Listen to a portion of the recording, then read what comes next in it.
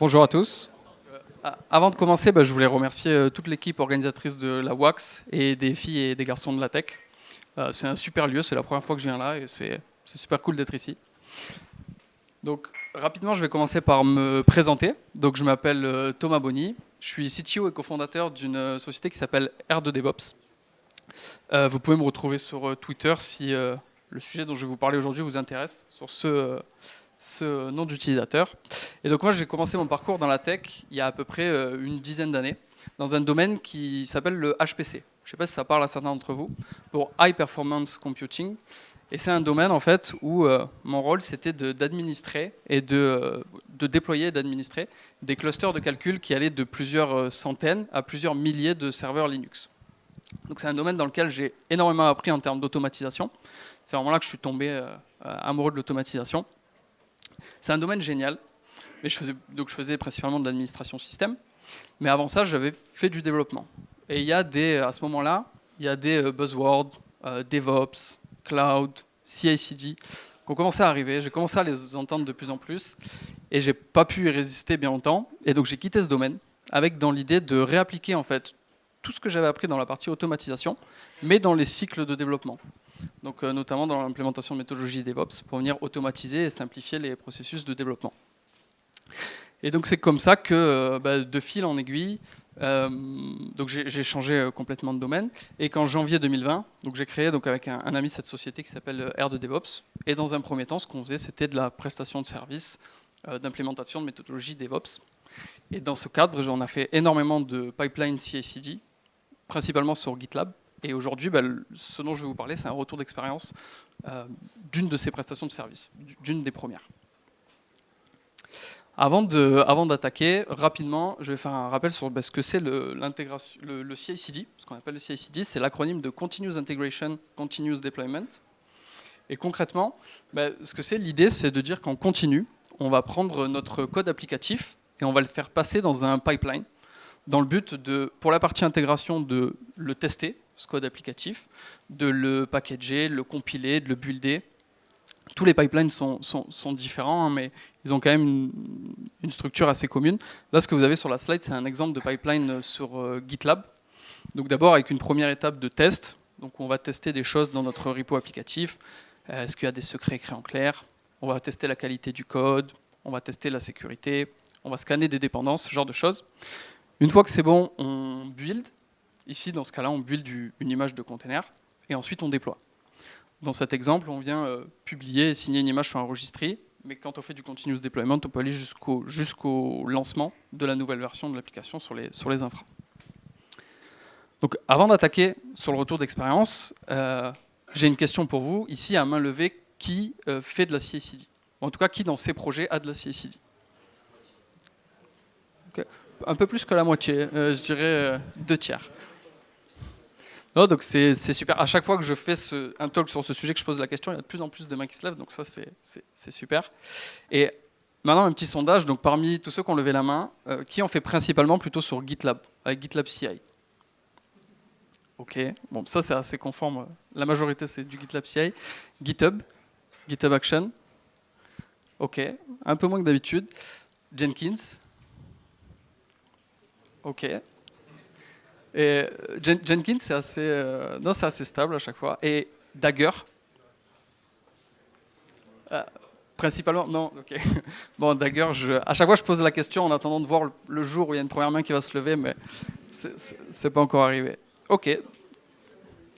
Donc, non, je suis allé un peu vite. Donc là, l'expérience dont je vais vous parler, c'est une de mes premières prestations de service où j'arrive chez un client.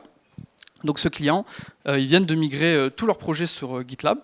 Ils font pas de CI. Il y a quelques projets dans des coins qui font du Jenkins, mais rien d'officiel. Et la volonté de la direction, de la direction informatique, c'est de venir mettre du GitLab CI pour automatiser les process de dev dans les équipes. Il y a plusieurs équipes, plusieurs dizaines d'équipes, plusieurs dizaines de projets. Donc moi, j'arrive au sein d'une équipe qui n'a pas du tout de CI, qui fait des tâches manuelles pour réaliser ses produits. Toutes les tâches typiquement qu'on a vues tout à l'heure et que vous connaissez, à chaque release, lancement des tests unitaires, vérification de la sécurité, de la qualité, etc. Création de la release, etc. Et donc j'arrive dans cette équipe et mon but, ma mission, c'est de venir créer un pipeline précisément pour cette équipe. Et donc là, moi, j'arrive, je leur dis, j'arrive assez naïf, c'était une première mission, et je leur dis, c'est facile, on va juste faire du YAML. Donc ce que vous avez là sur la slide, c'est un exemple assez simple de ce que c'est la configuration de pipeline sur GitLab. Donc on va définir une liste de stages. Pour chacune de ces, donc les stages, par exemple, test, build, deploy. Pour chacun de ces stages, on va venir écrire des jobs. Par exemple, ici sur la slide, on voit l'int Go, qui est l'int du code Go. Pour chacun des jobs, on va juste lancer ça dans une image de container et on va lancer une ligne de script et ce sera réglé. Donc je pars super confiant sur la mission. Et donc je commence à travailler avec eux. Et là, je me rends compte en fait que dans la vraie vie, ça va être beaucoup moins simple. Construire un pipeline, ça demande plein d'étapes que vous connaissez sûrement, hein, par lesquelles vous êtes sûrement déjà passé. C'est déjà connaître la syntaxe. Bon, la syntaxe GitLab, là, pour le coup, je la connaissais déjà, mais j'avais besoin d'un... Enfin, je me suis rafraîchi la mémoire sur leur doc. Mais tout à l'heure, on a vu, quand je vous ai fait faire le sondage, il y a beaucoup de plateformes CI, et chaque plateforme CI a sa propre syntaxe. Donc quand vous voulez changer de plateforme, il faut réapprendre une syntaxe. Les concepts sont assez les mêmes, mais c'est quand même un temps non négligeable. Une fois qu'on a cette syntaxe, il faut identifier les tâches à automatiser. Quand on fait de la CI, le but c'est vraiment d'automatiser des pain points, enfin des tâches que les développeurs n'ont pas forcément envie de faire. Et donc il faut vraiment automatiser des choses réelles. Il ne faut pas juste automatiser des choses pour les automatiser. Et donc là, il y a un aspect aussi vraiment humain, où il faut vraiment discuter avec les équipes et comprendre les tâches qu'ils ont à faire et ce qui leur pose problème. Donc là, pareil, c'était un aspect que j'avais assez négligé, mais qui a été très chronophage pendant la mission. Il faut trouver aussi un workflow cohérent pour son pipeline. Tout à l'heure, on a vu un cas très simple où il y a un pipeline qui, à chaque push, à chaque nouveau commit, fait du test, du build, du deploy.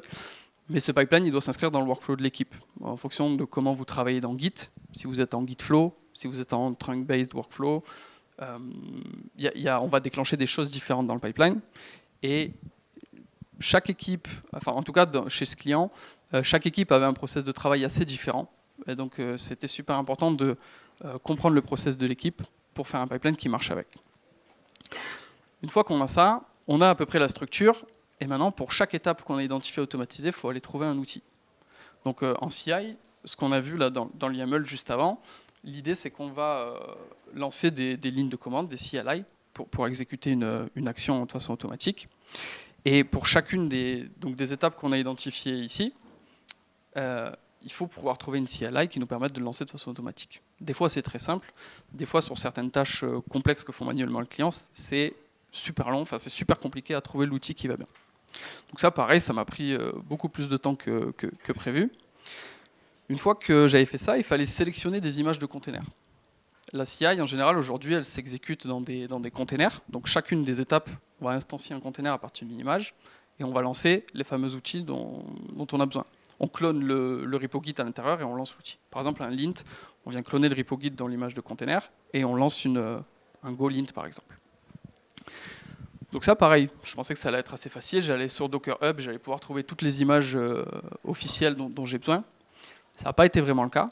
Il y a plein de cas particuliers, des étapes où on a besoin de plusieurs outils, où on a besoin d'environnements assez spécifiques. Et donc je me suis retrouvé à devoir créer mes propres images, et ce qui demande après à les maintenir aussi. Donc ça demande une charge supplémentaire à la création du pipeline, créer l'image, et ça demande au client derrière de venir maintenir cette image. Une fois qu'on a tout ça, il faut tester le job et s'assurer que ça tourne dans GitLab. Donc si certains d'entre vous ont fait des pipelines sur GitLab, vous avez peut-être aussi fait des cauchemars de pages et de pages rouges remplies de pipeline failed. Donc ça prend du temps. Et une fois qu'on a fait tout ça, qu'on a quelque chose qui marche, le pipeline, son but quand même, c'est de simplifier la vie des développeurs. Hein. Et le problème, c'est que par défaut, c'est pas super user-friendly. Tous les résultats des pipelines, c'est dans des logs sur des pages sur l'interface GitLab. Et ça donne pas forcément envie aux développeurs de... Enfin, en tout cas, c'est pas facile pour eux de comprendre ce qui se passe et pourquoi c'est rouge quand c'est rouge. Et donc, il faut faire une étape supplémentaire qui est de formater les résultats. GitLab accepte certains formats de report en entrée pour les afficher dans l'interface. Donc voilà, c'est un travail encore supplémentaire.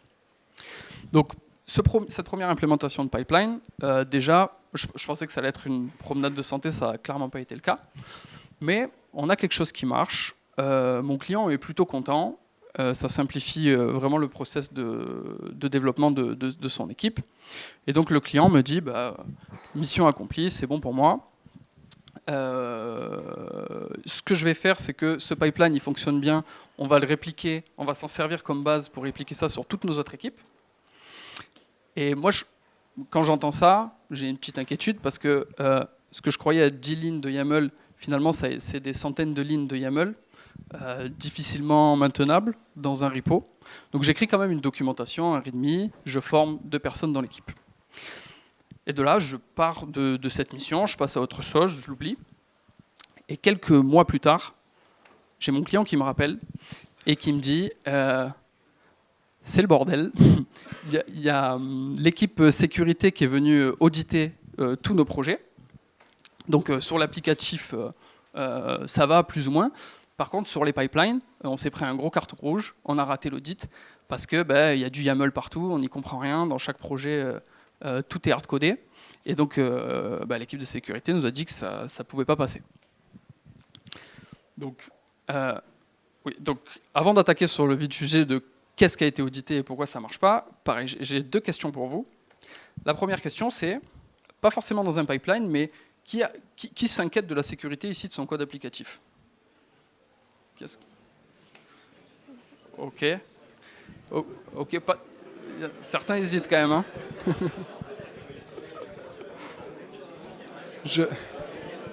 Je m'attendais à voir tout le monde. Non, mais ça va, c'est déjà la majorité.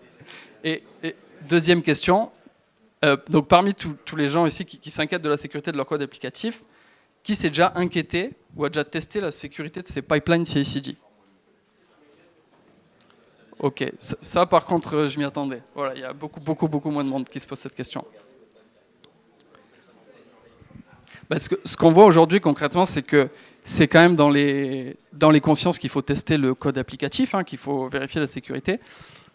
Par contre, on va le voir, je vais le détailler dans la présentation, mais que les pipelines, on les oublie souvent, alors qu'ils peuvent avoir un énorme impact de sécurité. Donc, moi j'arrive donc chez mon client, donc l'audit est raté, et la première des choses, c'est que j'ai besoin d'avoir une vision globale sur quel est l'état. Ça fait plusieurs mois que je suis parti de cette mission, moi j'avais créé un pipeline, quel est l'état des pipelines dans la boîte à ce moment-là. Donc je cherche une manière intelligente de le faire, et j'en trouve pas, parce que concrètement il y a des dizaines de projets. Pour ceux qui n'en ont pas fait, mais sur GitLab, en gros, une configuration de pipeline en YAML, ça se matérialise par un fichier qui s'appelle comme ça et qui est dans le repo, qui s'appelle .gitlab-ci.yaml. Et j'arrive devant cette instance GitLab avec des dizaines de projets, je ne sais pas vraiment comment faire. Donc je fais un truc très basique, j'ouvre une feuille Excel, je rajoute des colonnes, donc nom du projet, est-ce qu'il y a un pipeline, oui ou non, et si oui, je dois noter, est-ce que le pipeline fait bien toutes les étapes requises par l'équipe sécurité. En fait, l'équipe sécurité, ce qu'ils voulaient dans l'audit, la première des choses, c'était de voir est-ce que le pipeline, pour tous mes applicatifs, il fait bien de l'analyse statique de sécurité. Est-ce qu'il fait bien du scan de dépendance pour aller chercher des CVE? Est-ce qu'il fait bien toutes les étapes requises par la sécurité? Donc moi, ça, c'est les colonnes de mon Excel. Et je rajoute une dernière colonne à la fin, autre, pour toutes les remarques spécifiques que j'aurai sur ces fichiers GitLab. Et donc, concrètement, je prends les projets un par un et j'analyse les centaines de lignes YAML qu'il y a dans chacun de ces projets. Et je remplis mon Excel. Et pendant que je fais ça, déjà c'est très chiant à faire. Et ça me prend plusieurs jours parce qu'il y a des dizaines de projets. Et pendant que je fais ça, certains projets font évoluer leur pipeline, après que je sois passé dessus. Donc je me retrouve avec un fichier qui est obsolète alors que je ne l'ai même pas fini. Donc j'avance sur cette tâche-là. Et pendant que je fais cette analyse, je trouve plusieurs... je les ai appelés les worst practices. J'en trouve plusieurs. Et ce que je vous propose, c'est que je vais vous les lister là dans les slides suivantes. Et je vais vous proposer de lever la main pour chacune des pratiques, voir si vous avez déjà vu ça quelque part. Donc, la première worst practice, c'est ce que je vous ai dit. Il y a quelque chose qui m'a inquiété quand je suis parti sur ma première mission. C'est que donc mon client m'a dit qu'ils allaient utiliser ce pipeline pour toutes les autres équipes. Et ce qui s'est passé, c'est que le client a dit là, il y a un pipeline qui marche. Il a dit à toutes les autres équipes de dev, allez chercher ce code et implémentez-le chez vous.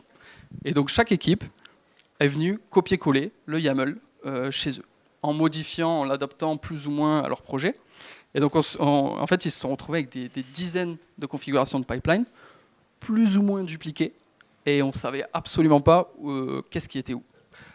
Donc, à main levée, est-ce que c'est, pour la pipeline CI/CD, est-ce que c'est une pratique que vous voyez, ça, que vous avez déjà vu? Oui. Ok.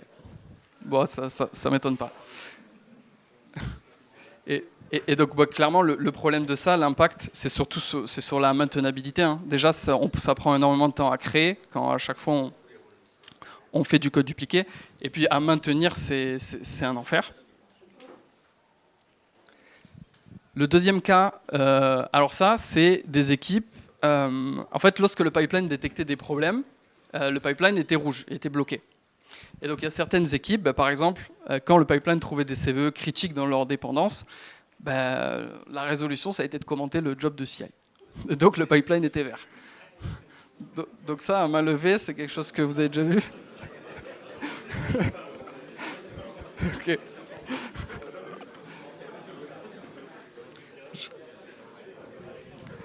Bon, je pensais avoir plus de mains levées. Je ne sais pas si tout le monde est honnête, mais je dis pas que c'est vous qui l'avez fait, hein, mais que vous avez déjà vu. Ok, donc bon là, le problème, je pense qu'il est, il est évident, c'est que bah, le pipeline, c'est censé être le garde-fou de mon code applicatif. Si le pipeline est vert, ça veut dire que mon code applicatif est passé par toutes les étapes de sécurité. Bah là, en fait, c'est limite contre-productif d'avoir un pipeline. Il vaut mieux pas en avoir et se dire, bah, je sais pas si c'est valide, plutôt que de dire oui, c'est valide, et alors qu'en fait, on n'est pas passé par la bonne étape. Donc ça, c'était la seconde. La troisième, bon, ben ça, le pipeline, sur la partie déploiement, surtout, on interagit beaucoup avec des environnements externes, des cloud providers. Et ben là, typiquement, j'ai retrouvé des tokens pour aller déployer sur les cloud providers, en clair dans les fichiers CI. Ça, pareil, à main levée, est-ce que c'est quelque chose que vous avez déjà vu? Ok. Ok. Bon ben là l'impact. Vous êtes avec moi? Là, l'impact, il est clair, c'est que n'importe qui a accès en lecture au repo, donc, et c'est souvent une pratique, hein. Enfin, j'imagine que dans vos boîtes, sur vos instances GitLab, vous avez beaucoup de projets qui sont en visibilité protected, donc n'importe qui est inscrit sur l'instance peut voir le repo. Voilà, ça veut dire que n'importe qui est présent sur l'instance peut venir faire ce qu'il veut sur le cloud avec le token, enfin, sur votre compte cloud. Le dernier point, là, c'est sur les dépendances des pipelines.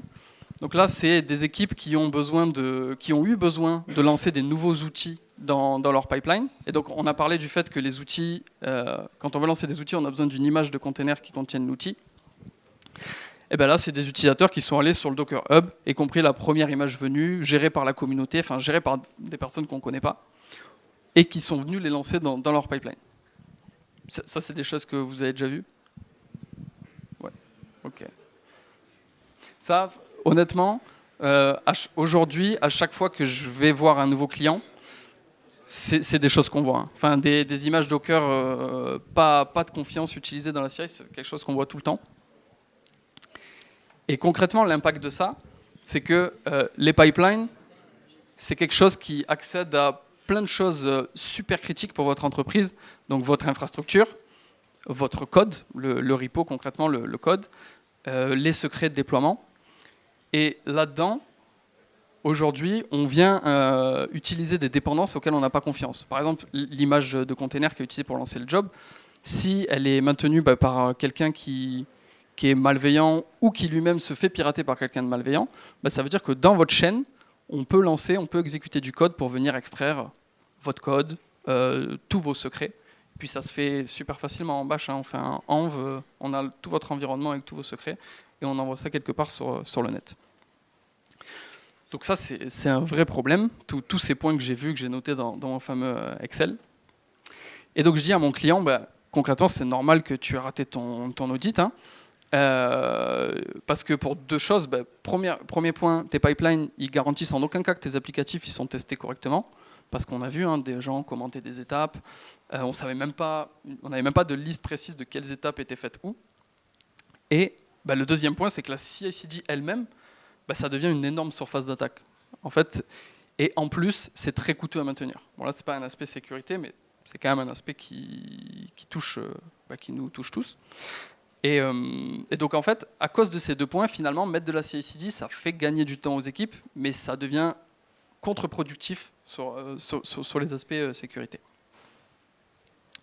Donc, je dis ça à mon client, et donc, on attaque un grand ménage de tous ces pipelines. Et donc, ce grand ménage, il a consisté en plusieurs étapes. La première partie, c'est quelque chose qui nous semble évident quand on fait du développement, parce que c'est quelque chose qu'on fait depuis une éternité, mais bizarrement, dans la CI/CD, ça commence à se faire sur les templates. Pas forcément toujours de la bonne façon, mais ça commence à se faire, mais tout le monde n'en fait pas encore. C'est faire des templates réutilisables pour les équipes. Et donc là, ce qu'on a mis en place avec ce client, l'idée, c'était vraiment d'avoir une place centrale. C'est important d'avoir vraiment une place centrale pour que n'importe quelle équipe, quand elle a besoin de créer ou enrichir son pipeline, elle sache où aller chercher. Parce qu'on a vu des initiatives chez d'autres clients où il y a plein d'équipes différentes qui ont fait des templates, mais du coup ça se retrouve explosé dans toute l'instance. Et moi, en tant que développeur, quand je veux créer mon pipeline, je ne sais pas où aller chercher. Donc en général, ce qui se passe, c'est que je crée moi-même mon propre template où je recode mon pipeline. Donc voilà, il faut que ce soit centralisé dans un point bien défini. Il faut qu'ils soient versionnés aussi, ces templates, parce que en tant qu'équipe de développement, quand je crée ma CI, je fais référence à des templates externes quand j'utilise cette méthode, et je ne veux pas qu'une mise à jour du template distant vienne casser mon pipeline. Moi, mon but, c'est que tant que je ne fasse pas bouger mon pipeline, et que toute la configuration qui est lancée dedans soit immuable. Donc c'est pour ça que c'est important de les versionner, ces templates, pour éviter de venir casser les pipelines des équipes en cas de modif. Il faut qu'ils soient aussi documentés. Documentés sur, pareil, encore une fois, c'est vraiment pour faciliter la vie aux équipes, pour qu'ils puissent venir trouver des ressources réutilisables. Et donc, il faut qu'ils sachent qu'est-ce que font ces ressources, comment les utiliser. Donc, c'est pour ça qu'il faut que ce soit documenté. Et aussi paramétrable. Parce qu'un template de pipeline, on voit que 80% du contenu des pipelines pour un projet de même type, c'est la même chose. Mais chaque projet a quand même dans le workflow, c'est la même chose, mais dans la philosophie, il y a quand même des points qui diffèrent. Et donc c'est pour ça qu'il faut qu'on puisse les rendre paramétrables. Donc ça se matérialise sur GitLab. Si vous êtes habitué, quand on fait un include de template, concrètement c'est un mot-clé include, et on fait référence au template. Et ensuite, on peut venir surcharger des variables pour personnaliser le comportement du template. Et là, GitLab, il me semble que c'est plus bêta depuis la dernière release majeure. Ils ont sorti des components qui permettent vraiment de formaliser les paramètres en entrée que vous donnez à vos templates. Donc voilà, quand vous faites des templates, c'est quelque chose à regarder. Donc j'ai encore une question pour vous. Parmi tous ceux qui font du GitLab CI, qui ici fait des templates? Ça c'est top. Ça c'est top. C'est de plus en plus, à chaque fois je pose la question, donc ça c'est vraiment cool. Et qui, parmi vous qui faites des templates, qui ici fait ça pour ces templates? Enfin, les centralise, les versionne, les documente, les rend paramétrables. Ah bah super. Cool. Et donc ces templates, dans un premier temps, la logique qu'on a eue, c'était de dire on va faire des templates de job assez atomiques et génériques, vraiment pour chaque étape, et les équipes en fait vont venir composer leur pipeline sur la base de ces templates. Donc on a fait des templates, par exemple un template qui permet de lancer des tests unitaires en Python, des templates qui permettent de lancer de l'analyse statique de code sur du Python, un template qui permet de builder une image Docker. Donc au début on a fait ça, on a mis ça dans cette fameuse place centrale sur un repo Git, et on s'est rendu compte que l'adoption des développeurs était très mauvaise, parce que en fait on retrouvait les mêmes problèmes qu'on avait avant, c'est-à-dire que les développeurs ne savaient pas forcément quel template était pertinent pour leur projet, quelle était la liste exhaustive des templates dont ils avaient besoin et qui étaient requis par exemple par la sécurité. Donc l'adoption était assez mauvaise et on se retrouvait pareil avec des templates super hétérogènes entre les équipes. Bon, au moins ils utilisaient des briques communes, mais quand même le résultat final était super hétérogène. Et de fil en aiguille, on en est arrivé à se dire que finalement, les équipes, elles vont plutôt utiliser des templates de pipeline complets qu'on va définir. Et en fait, on a défini toutes les typologies de projets.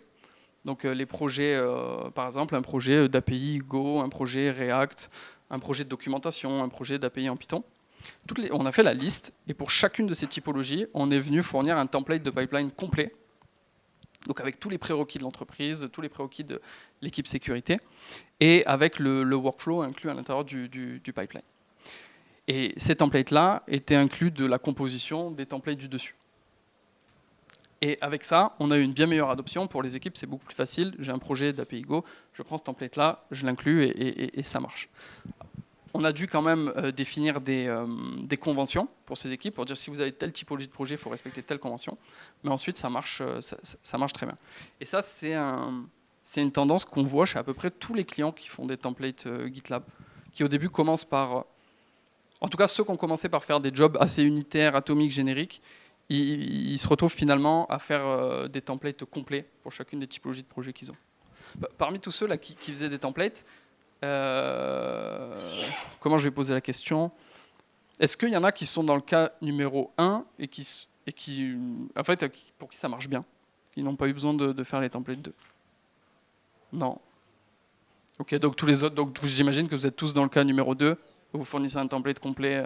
Ok. Ok. Donc maintenant qu'on a fait des templates, on a aussi mis en place des choses. On a parlé des secrets. Donc c'est une vraie problématique depuis ma CI. Comment venir utiliser un secret pour interagir avec un environnement externe qui demande une authentification. Pour ça, il y a eu 2 niveaux chez ce client. Donc le premier niveau, ça a été de dire, au lieu de les écrire en clair dans tes fichiers, utilise la feature que vous devez connaître, variable CI/CD. Donc on peut, dans une instance GitLab, au niveau des projets ou des groupes, venir écrire des variables, donc qui ne sont pas accessibles en lecture aux personnes qui voient le repo, et qui sont exposées sous forme de variables d'environnement au lancement de la CI, au lancement des jobs. Donc en général, c'est ce qu'on voit le plus, c'est l'option rapide quand on veut mettre en place des variables. Il faut faire attention à 2 options, qui sont les options masked et protected. Masked, ça permet de masquer en fait les variables dans les logs des jobs GitLab pour éviter d'exfiltrer trop facilement des variables. C'est absolument pas absolu parce qu'il suffit d'encoder en base 64 un secret et là il peut s'afficher. Donc ça limite je dirais que ça limite les maladresses, mais ça limite pas quelqu'un qui est malveillant, qui veut récupérer le token, qui peut lancer un pipeline sur votre projet, il pourra l'exfiltrer même si c'est masqué. Et Protected, c'est une autre option qui permet de restreindre l'exposition des variables uniquement dans les pipelines qui se lancent dans des branches protégées. Là, c'est un niveau supplémentaire de sécurité, mais on ne peut pas tout le temps l'utiliser. Donc voilà, si vous implémentez ça, faut faire attention à ces 2 variables.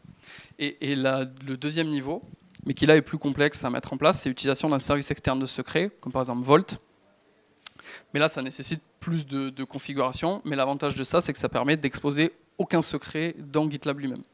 À chaque fois qu'un pipeline va se lancer, GitLab est connecté au service externe et le service externe va exposer uniquement les variables auxquelles le pipeline a le droit d'accéder. Mais enfin, dans GitLab lui-même, vous ne décrivez plus de token.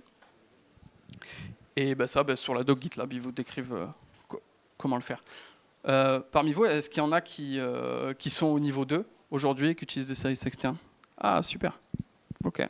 Et c'est du Vault, j'imagine, pour la plupart. Qui ne fait pas du Vault? Ok. Et c'est quoi le service externe?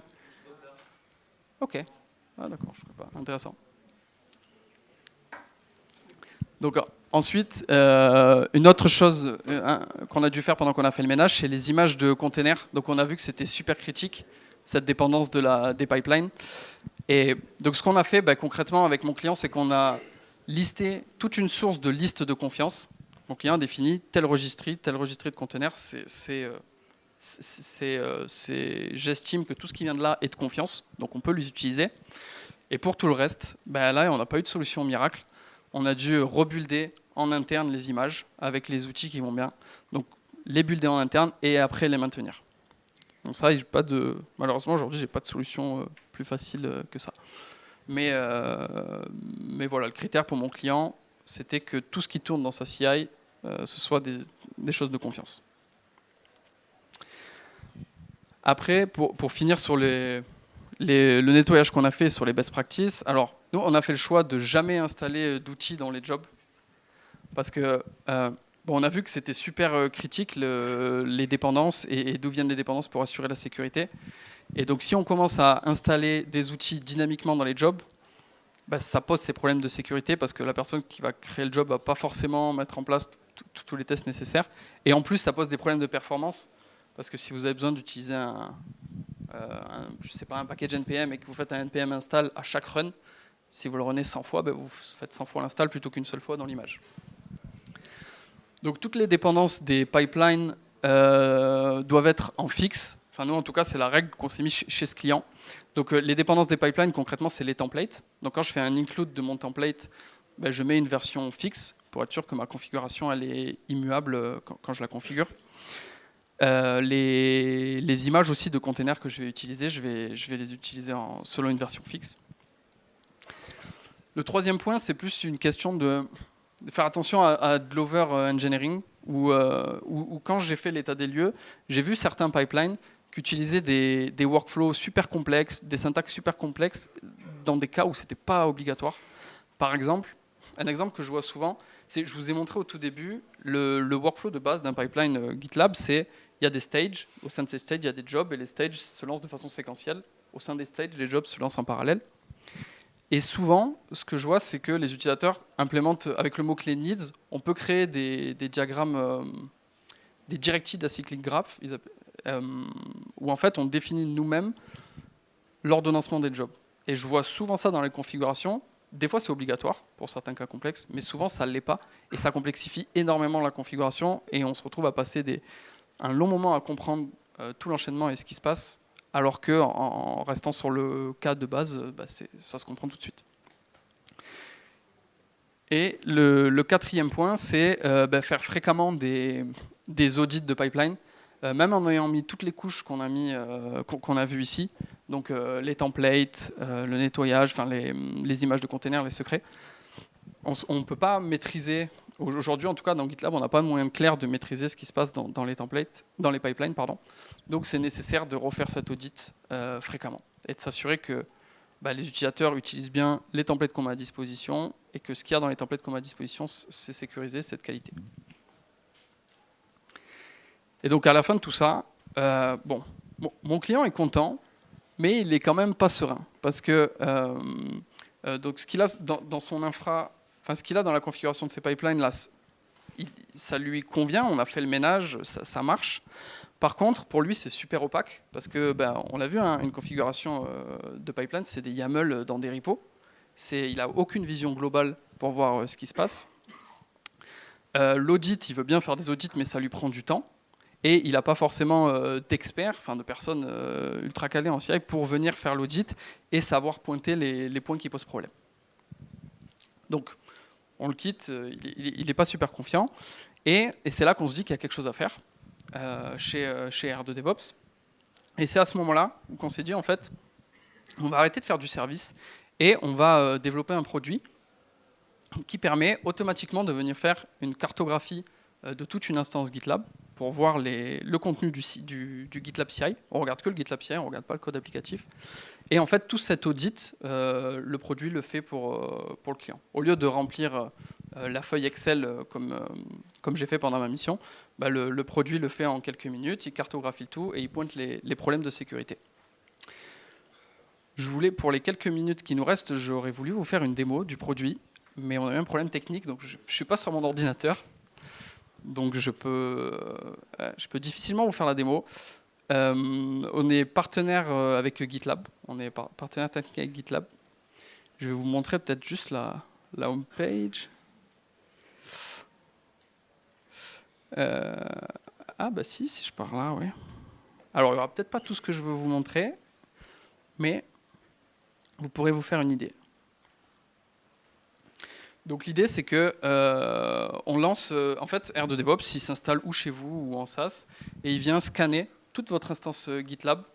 Il analyse tous les GitLab CI et il remonte des infos dans un dashboard global. Donc ici, on a une vue globale sur le dashboard qui nous montre quel est tous les moteurs de CI utilisés dans les projets. Est-ce que c'est du GitLab, du Jenkins, du GitHub? La composition des pipelines. Est-ce que c'est ce qu'on appelle du hard-codé, donc du copier-coller, ou est-ce que ça vient de templates officiels mis à disposition par l'entreprise? Et après, on a des indicateurs de sécurité et de maintenabilité. Donc on a un détail au projet, pour voir chaque projet, quelle est sa composition, est-ce qu'il y a des problèmes de maintenabilité, de sécurité. Au niveau des templates, on permet de suivre tous les templates de l'entreprise, où est-ce qu'ils sont utilisés, dans quel projet et dans quelle version, pour s'assurer que l'adoption des templates est bonne et que c'est à jour. Et là, on est sur le mode démo dashboard, donc je ne pourrais pas vous montrer, mais on peut venir mettre à jour la version en créant une merge request en cliquant ici sur l'interface. La partie compliance, sur la démo version, malheureusement, je ne peux pas vous la montrer. Mais cette partie compliance, le but, c'est de dire que vous puissiez dire, moi, je veux que tous mes projets, ils aient au moins un test de sécurité statique, ils aient au moins un scan de dépendance. Et R2DevOps va scanner tous vos pipelines CI/CD et va vous dire pour chaque projet, est-ce qu'ils ont bien les étapes les étapes requises que vous avez sélectionnées. Et sur la partie sécurité, on va scanner toutes les confs CI/CD pour vous dire s'il y a des secrets écrits en clair dedans. Pour les variables renseignées dans GitLab, on vous alerte sur les variables qui ne sont pas protégées ou pas masquées. Et sur les containers, là on est en mode démo, donc c'est unknown, mais en gros, on vous cartographie toutes les images de containers qui sont utilisées dans vos configurations CI/CD et on vous remonte un statut, est-ce que c'est de confiance ou pas. Et là, quand vous avez votre instance, vous pouvez renseigner quels sont les registres de confiance ou pas. Et donc on les remonte ici. Donc voilà pour le tour d'horizon de DevOps. Et donc je vois qu'il reste 5 minutes, donc je conclus et après j'espère qu'on aura quelques minutes pour des questions. Donc si le sujet vous intéresse de la sécurité sur la CI/CD, il y a quelques années c'était quelque chose dont on ne parlait pas du tout. Et on commence de plus en plus à en parler. Il y a l'OWASP qui a sorti un top 10 des CI/CD Security Risk, qui est super intéressant, je vous invite à aller le voir. Il y a aussi Science Benchmark, que je connais depuis assez récemment, mais ils ont sorti un benchmark sur Software Supply Chain Security. Et là, c'est assez super, c'est un document qui vraiment liste des points très concrets à vérifier sur votre supply chain. Alors, moi j'ai parlé beaucoup de pipeline CI/CD, mais là c'est vraiment au sens large sur la supply chain. Voilà, vous avez des points très concrets à vérifier sur votre supply chain pour être sûr que vous êtes compliant et que vous n'avez pas des trous de sécurité. Et alors, NIS2 directive, je l'ai mis, c'est une directive qui n'est pas encore sortie, qui va sortir en octobre. On n'a pas encore le contenu exact, mais je l'ai mis ici parce que ce qui est super intéressant, c'est que cette directive, quand elle va sortir, on ne sait pas encore les critères, mais elle va être obligatoire pour beaucoup d'entreprises en France. Et cette directive fait mention de la sécurité de la supply chain et du fait d'obliger les entreprises à maîtriser ce qu'elles mettent dans leur supply chain, dans leur CI/CD, maîtriser leur process de build et de déploiement. Donc voilà, je pense que je suis convaincu que que la sécurité de la supply chain, c'est un sujet dont on va vraiment beaucoup entendre parler dans les mois, dans les années qui viennent. On le voit dans l'actualité récente, il y a de plus en plus d'attaques, mais je pense que c'est vraiment que le début. Et d'ailleurs, j'étais au Devox et j'ai vu une conf récemment. Il y a une phrase qui m'a pas mal plu. C'est Henri Gomez qui a dit ça, qui disait que l'attaque de supply chain, la question c'est pas est-ce que vous allez être attaqué, c'est quand. Je vous remercie.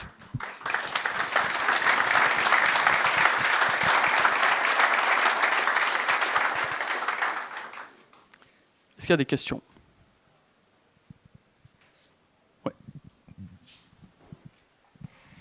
Tout à l'heure, vous parliez des secrètes dans GitLab entre les variables et les secrètes. C'est quoi l'avantage des secrètes? Parce qu'au final, une fois, même si on s'est connecté à un Vault, on a la variable, on peut faire un print, même en base 64. Si ça apporte quoi? L'avantage dans ce cas-là, c'est que la gestion des secrets en elle-même, quand on est dans le cadre de GitLab, on écrit dans les paramètres GitLab nous-mêmes les secrets.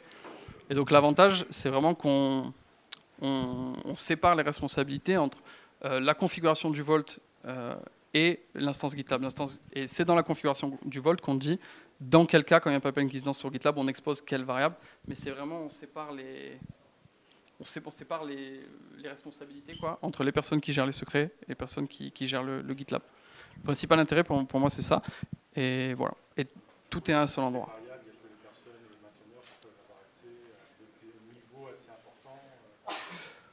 Oui, c'est vrai, mais dans ce cas-là, du coup, c'est quand même les équipes de développement qui ont accès aux secrets et qui les gèrent. Ouais.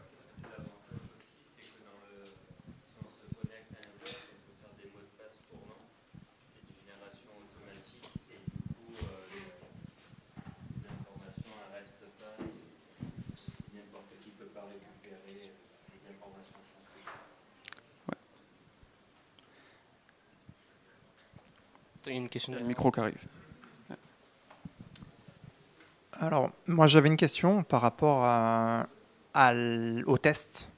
Je faisais pas mal de dev avancé. On avait les Makefiles. En Go, on a le Go build. En Rust, on peut avoir le cargo build. Mais en CI/CD, est-ce qu'on est obligé de committer pour tester, ou est-ce qu'il existe un moyen pour tester en local sans être connecté à GitLab directement? Sur GitLab, c'est un gros souci. On est souvent obligé de pousser. Il y a un outil open source, je n'ai plus le nom en tête précis, mais c'est quelque chose... C'est quoi, pardon? Alors, il y a GitLab Runner, mais quand on lance GitLab Runner en local, on n'a pas forcément tout... On peut lancer en local, mais on n'a pas forcément tout l'environnement comme sur la machine. Mais ah voilà, c'est celui-là que je cherchais. Ouais. Il y a un outil qui s'appelle GitLab CI local qui permet de faire des choses. Pour l'instant, moi, je sais qu'il y a des gens qui s'en servent et pour qui ça marche très bien, mais moi, pour mes usages, pour l'instant, j'ai jamais vraiment réussi à m'en servir à 100% en local. Merci.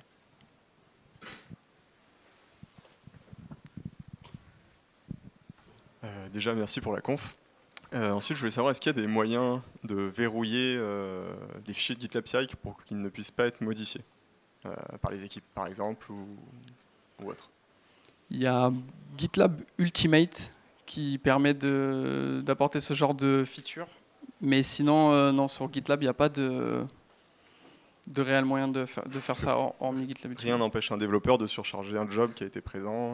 Exact. Ok. Exact. Nous, Donc via votre dashboard, du coup, on le verra après coup, mais voilà. on ne peut pas être proactif là-dessus. C'est ça. Okay. Aujourd'hui, non. Ok, ça marche. Merci.